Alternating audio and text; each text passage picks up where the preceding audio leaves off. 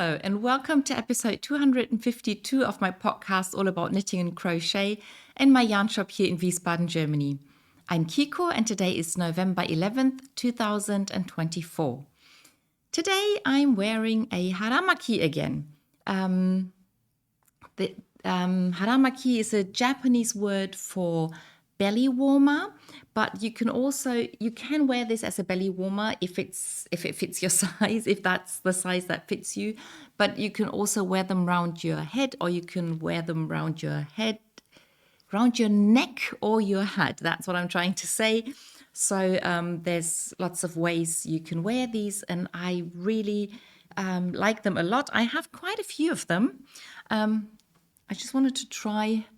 If you wanted something little just to warm your neck, you could even wear it like this. There used to be a book by Martina Omemura with different Haramaki in them, a German book. Unfortunately, it's not available anymore. Sometimes you can get a used book somewhere.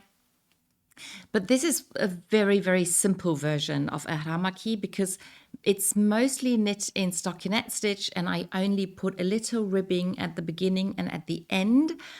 And what Martina Omemura likes to do with her Haramaki is that she has either different colors for the two halves or different patterns or both. So she likes to do two halves.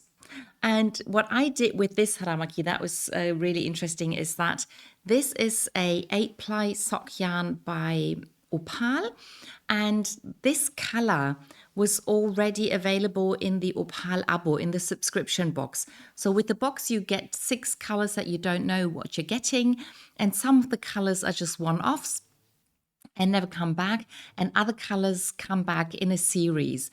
And sometimes it's a 4-ply series, then the yarn is exactly the same as the one that you got in the Opal subscription parcel. But sometimes the colorway comes in a 6-ply or 8-ply series.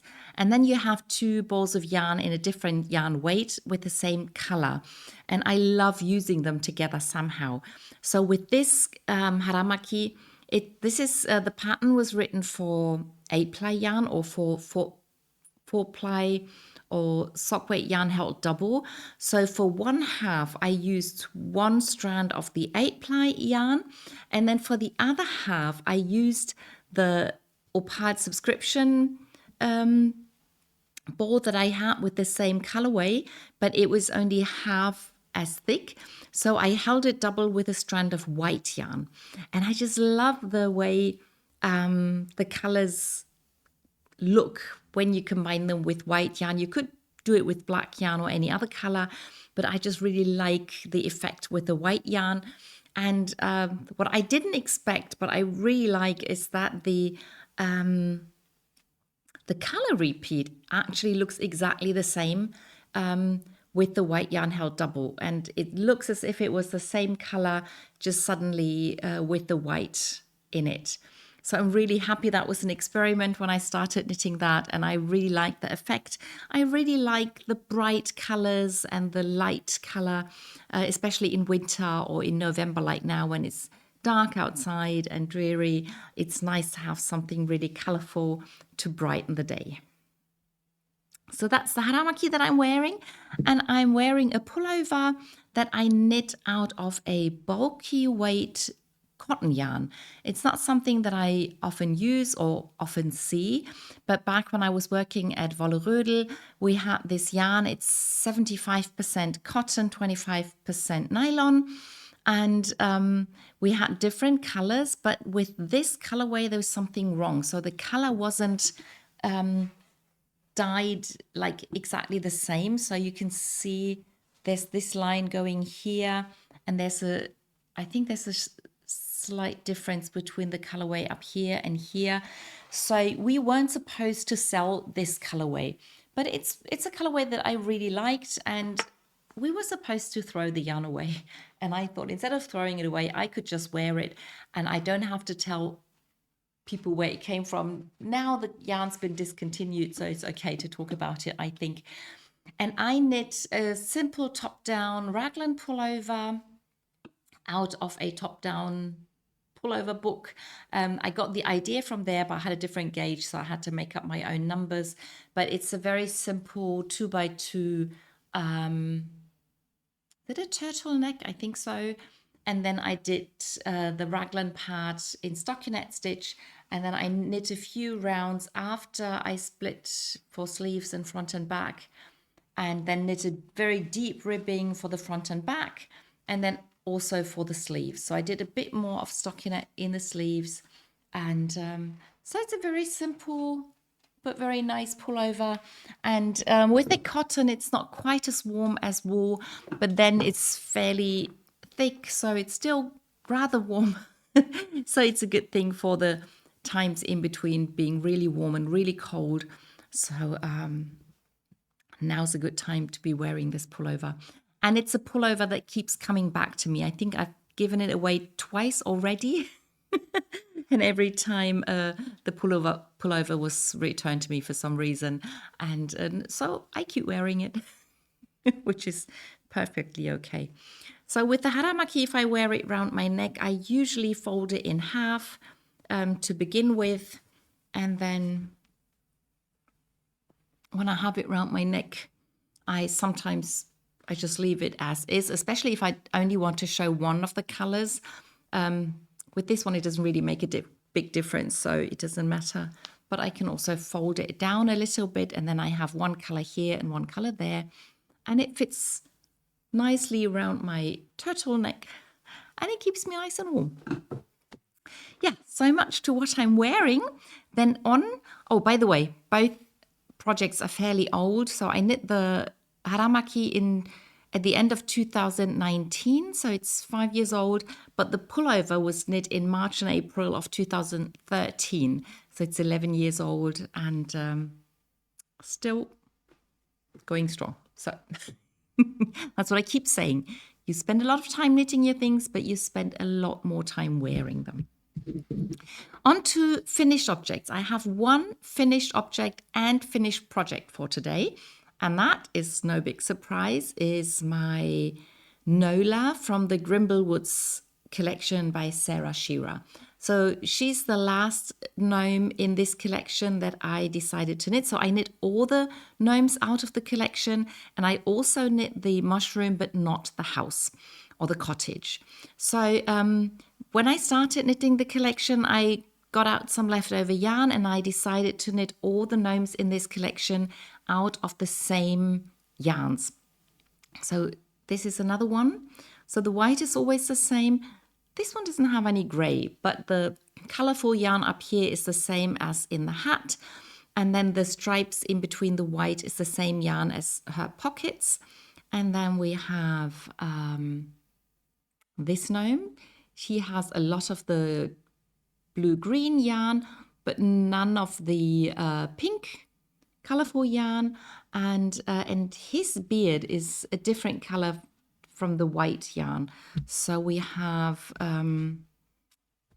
this gnome. I don't remember all the names, but with her you can see that the braids are the same yarn as his beard, and the dress is the same color as his hat, and then the body is knit in the same colorful yarn that I used for his hat. And with her, the hat, the same color is striped with white, just as the hat color here is striped with white in this gnome.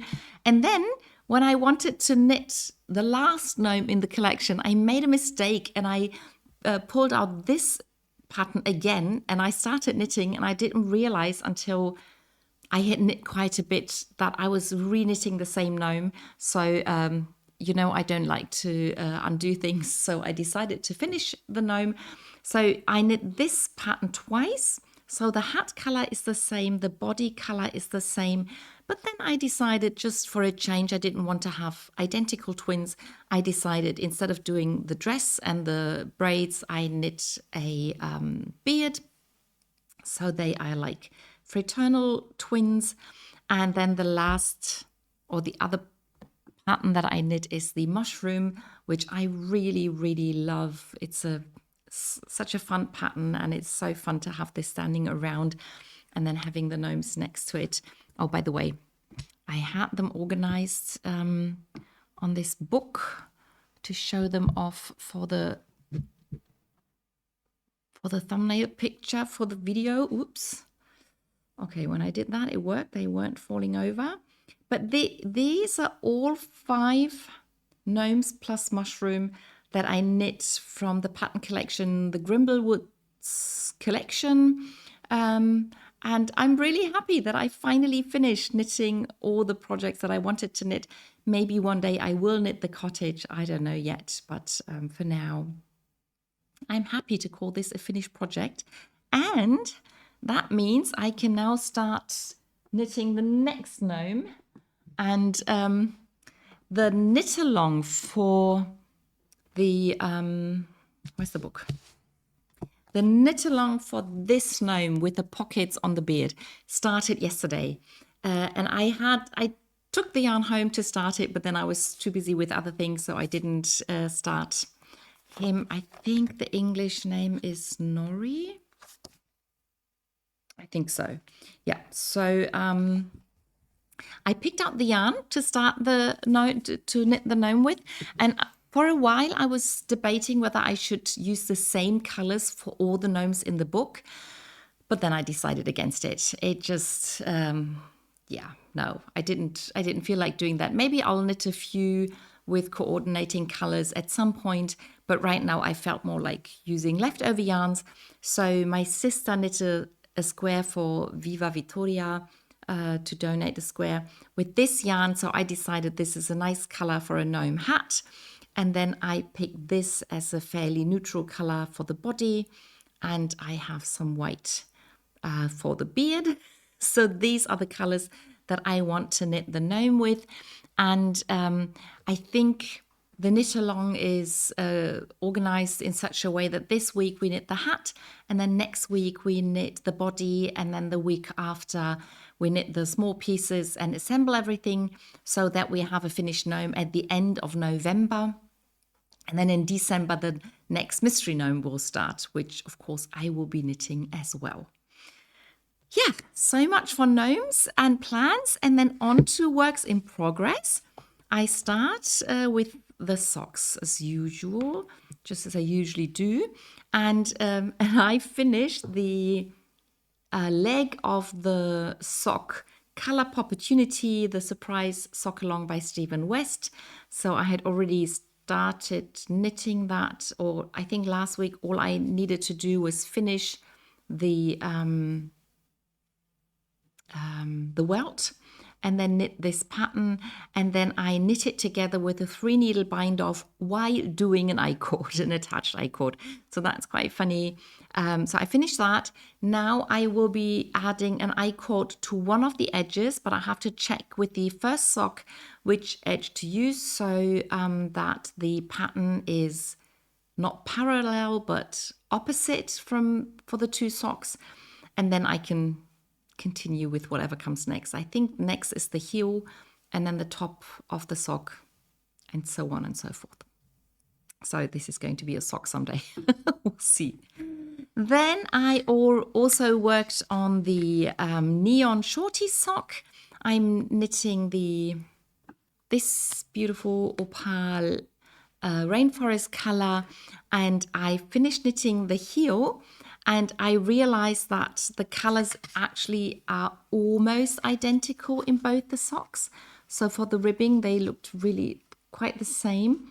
And also this looks quite similar, but for some reason, I did not get the pink line exactly in between the white and the dark gray, but it sort of came in between the gray stripe, which is okay. It doesn't have to be exactly the same. They're still very, very similar compared to other socks that I knit. And I finished the heel. I finished the short rows for the top of the foot. And now I can just knit straight down to the toe and then add another invisible pink stripe. And then at some point finish the sock. And another sock that I knit on, and I was a bit confused that I didn't show it last week. So either I forgot it last week or I actually knit everything last week. I'm not sure. but I had his socks as a finished object last week. And this is the color that I'm knitting her socks out of. And this is the first sock. So I already have quite a bit. So for some reason, I thought I had already started it, but I don't know. Anyway, it's easy knitting. It's a very simple pattern of knit 3, purl 1. I really enjoy the color. It looks really nice. Several of my customers have told me that they really like the colors in the socks. In the sock, they would never have bought the ball looking this way, but now once they saw what it looks like knit up, they wanted to have the yarn. So that's interesting. So this is the first of her socks. I hope to finish it this week, and then I can start the second one, and then I'll have plenty of time to send them off for Christmas. So that's all the socks that I can show today. Then I continued knitting on the Cousteau hat, the 2-color brioche hat that I'm knitting out of this beautiful book, Stitches and the Ocean, something like that. And I had kind of hoped that I could start with the decreases soon, but I checked the book and the decreases work up very quickly, so they don't add too much of height or width or whatever. So I do have to knit some more. Originally, I had said I wanted to give the hat to my sister, but we found out that it's just a bit too big for her, and she doesn't like to roll her hat up like this. She prefers the look of just wearing the hat like this, which I didn't want to do because I wanted both sides to show of the 2-color brioche. And because of the size and because she still likes the color so much, we decided I'm going to knit the hat for her husband. So I'll have to make it a bit bigger than I originally thought. So I think I want the this bit, the fold, what I fold over, to be at least this high. So I will have to add a bit of length before I can start the decreases, but hopefully it's not going to take too long anymore. Yep. And I also continued knitting on the Construct Compagne preview knit that I'm doing for Woolly Wormhead, but I did not spend a lot of time on that, mainly because I have to have the pattern with me all the time because I can't remember how the repeat works. So I think that's the main reason I didn't pick it up very often. So I think last week I'd already finished 3 of the pattern repeats. I have done like 2/3 of the 4th pattern repeat, and yeah, there are quite a few more to come. So hopefully this week I can find a bit more time to continue knitting on that. Okay, then what else have I got? I think these were all the small projects, and I forgot a project again. Shall I get up and... No, I won't. I did knit on the Mamaki dress, the orange, yellow, red mixed dress that I'm knitting. It doesn't really show a lot. I added a few rounds, and it's a tiny bit longer than it was before. I think it's okay to show that next week. Sorry about that. I also continued knitting on the Vina Hot Pullover by Nicolas Susan, and I finished the next ball of yarn, and I stopped knitting because it's always easier to show a project if I don't have the yarn hanging off of it. So this is my Vina Hot Pullover. One sleeve is done, the other sleeve about half. So I'm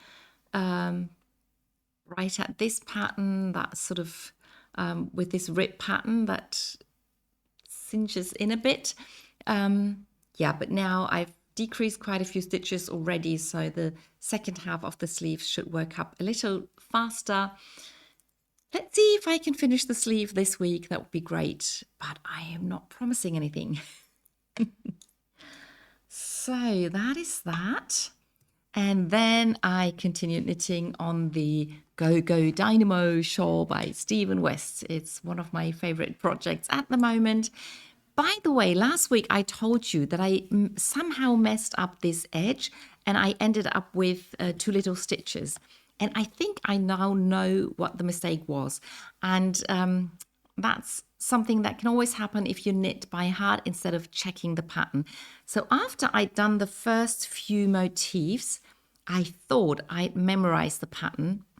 That's the wrong end. That was the end, not the beginning. So I started knitting these and I tried to memorize them so I didn't have to look at the pattern all the time. And I guess that the first few motifs are actually correct. But then I thought I had to do 2 more rows with the main color motifs than I actually needed. So I think that with every main color motif that I knit, I used up 1 stitch too many. And that's why the middle of my my middle motif didn't sit in the middle, but was already a bit too far. And that's why I had too few stitches at the end. I still don't think it's a problem in the end. I don't think it'll be a problem in the end, and I'm pretty sure things will block out just fine. So I'm not worrying about it, but it was quite interesting to find out what the problem was. So as I told you last week, I now had to pick up stitches from the beginning of these motifs, and that worked up really well. That's one of the things I like about Stephen West patterns. If you do the edge stitches exactly the way he tells you, it's usually fairly simple to pick up stitches because you can see where you put your needle quite clearly. And then with his video tutorial videos, it really makes it a lot easier than with many other projects.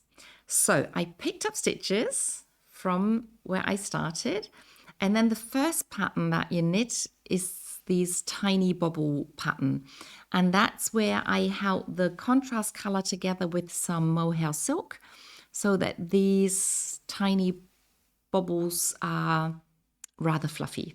And I really like the way this looks and the effect you get. And then when you finish that pattern, you start a slip stitch pattern, and that's the first time that both colors really interact with each other very closely.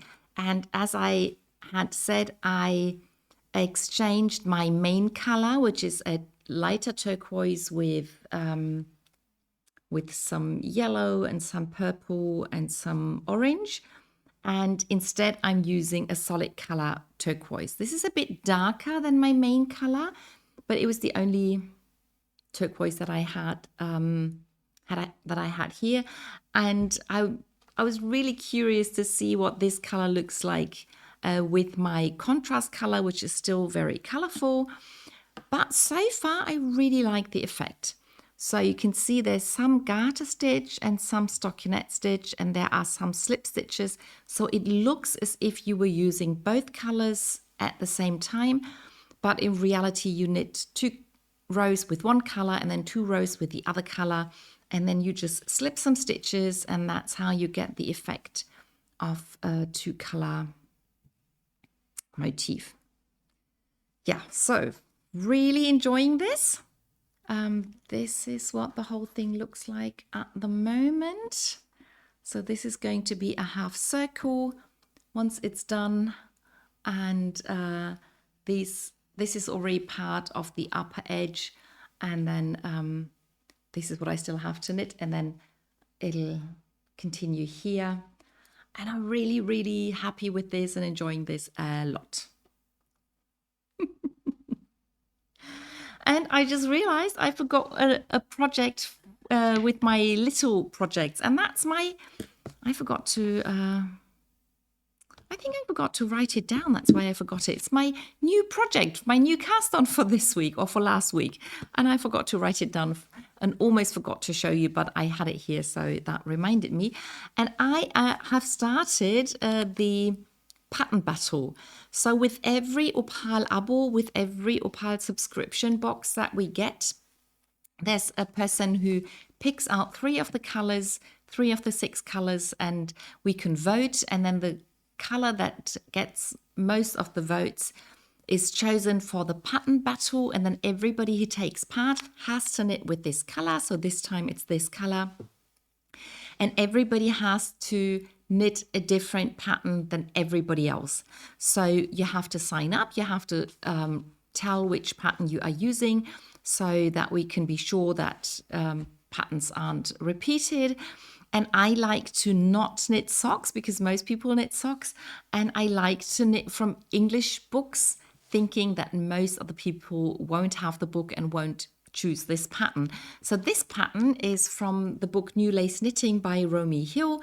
I've knit out of the book before. Really like the book a lot. Romy is one of my favorite designers. And I decided to knit the Secret Cove Cowl. So this is what the cowl looks like. And Romy used a solid color and a lace weight yarn. And I'm using this speckly color and a fingering weight yarn. So it is quite a bit different. So this is another picture where you can see this. You start at the top with a fairly simple pattern. Then you do some short rows. So it's longer one end than the other. And then at the end, you do this knitted on lace edge, which I'm really looking forward to doing. But at first you knit the main body of the cowl, and this is what the beginning looks like. And the interesting thing about the pattern is that you change between the number of stitches you start with, and then you double the number and you knit a bit, and then you cut the number in half again by knitting 2 stitches together. You knit a few rounds with the original number, and then you increase to double the number of stitches again. And I think that's a really nice like ruching effect. And I think it'll be a nice and warm cowl with this because of this effect.